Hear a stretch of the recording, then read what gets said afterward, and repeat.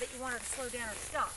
So if you want her to move forward, it needs to be nice and loose in your mouth. And you need to keep your leg on her and kind of squeeze it a little bit. There you go, that's good.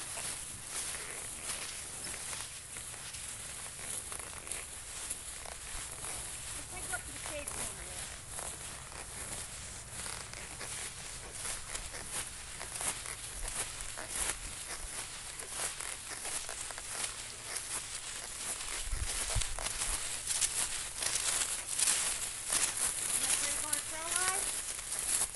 Gotta go out the gate. We're gonna go watch the fence line. I want to walk along the side. The only thing she likes to do is sometimes she thinks she should go up to the barn. Oh, yeah. I'll walk along with her. Are you sure it's a good idea to go, you know, the horse isn't going to take off on him?